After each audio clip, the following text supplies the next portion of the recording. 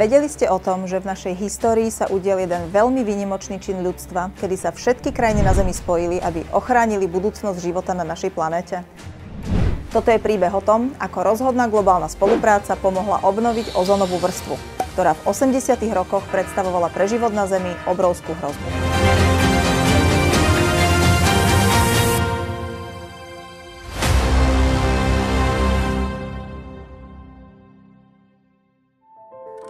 Všetko to vlastne začalo dobrým nápadom. V 20. rokoch 19.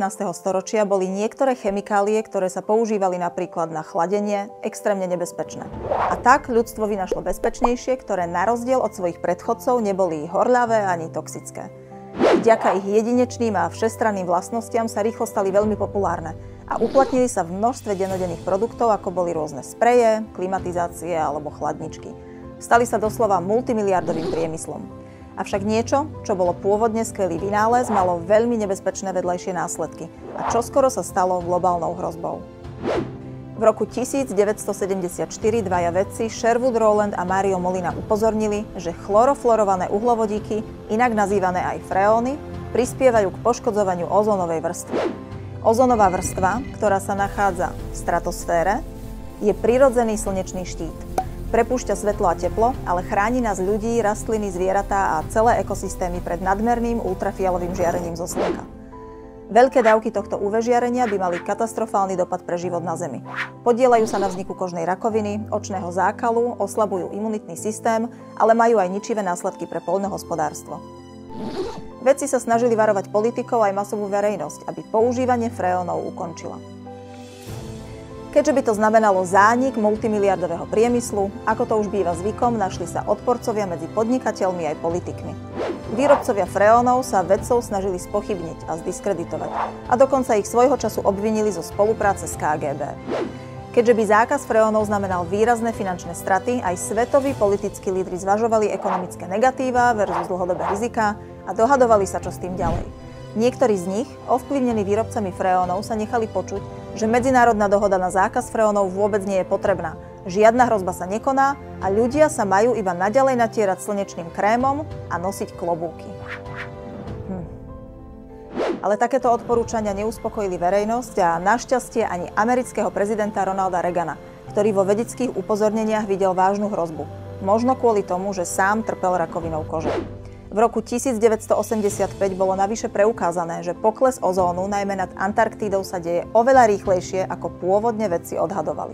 NASA čoskoro vydala vizualizácie ozónovej diery, ktoré boli vysielané po celom svete. Všetky oči sa obrátili k ozónovej vrstve. Vedci spustili poplach a svet konečne počúval. Aj vďaka vplyvným lídrom, akými boli Ronald Reagan alebo britská premiérka Margaret Thatcher, sa v roku 1987 krajiny sveta spojili, aby zvrátili poškodenie ozónovej vrstvy a zabezpečili nám životaschopnú budúcnosť. Viedlo to k podpísaniu Montrealského protokolu, v ktorom sa zaviazali ukončiť produkciu freónov. Tento protokol podpísala každá jedna krajina sveta.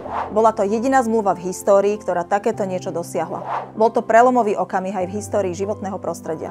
Ukázalo sa, že keď veda a politická vôľa spoja svoje sily, výsledky môžu zmeniť svet. Ozónová diera sa totiž zákazom freónov začala postupne zmenšovať a očakáva sa, že sa úplne zregeneruje do roku 2070. Montrealský protokol je pozoruhodný príbeh. Je jedným z najlepších príkladov toho, že jednotná globálna politika založená na varovaní vedcov môže prekonať akékoľvek globálne environmentálne výzvy. Od Montrealského protokolu boli schválené ďalšie významné dohody v oblasti ochrany životného prostredia, avšak žiadnu z nich už nepodpísali všetky krajiny. Kjótsky protokol z roku 1997 bol prvým veľkým medzinárodným úsilím o spomalenie globálnej zmeny klímy. Zaväzuje rozvinuté krajiny znižovať emisie skleníkových plynov pod úroveň z roku 1990. Niektoré krajiny vrátane USA, Kanady, Austrálie či Ruska však nesúhlasili s emisnými cieľmi. Pre nedostatok celosvetovej podpory bol úspech Kjótskeho protokolu obmedzený a produkcia skleníkových plynov sa od roku 1997 naopak zvýšila. A tak Kjótsky protokol ostáva zapísaný v histórii iba ako symbol, akýsi prvý krok v boji proti globálnemu otepľovaniu. O pár rokov neskôr sa svetoví lídri dohodli na nových, ambicióznych cieľoch v boji proti zmene klímy. Parížska dohoda z roku 2016 bola obnovením záväzkov prijímať opatrenia v prospech klímy. Zaväzuje krajiny obmedziť nárast globálnej priemernej teploty na 1,5 stupňa Celzia. Ku zmluve sa však nepridali napríklad Irán alebo Líbia, no a Amerika počas vlády Donalda Trumpa od zmluvy odstúpila a po nástupe Joea Bidena v roku 2021 opäť pristúpila. Zmena klímy si ako globálny problém vyžaduje, aby krajiny na celom svete spolupracovali. Úspech Montrealského protokolu by nám mal slúžiť ako príklad spolupráce vedy a politiky, ktorú potrebujeme aj na boj s klimatickou zmenou.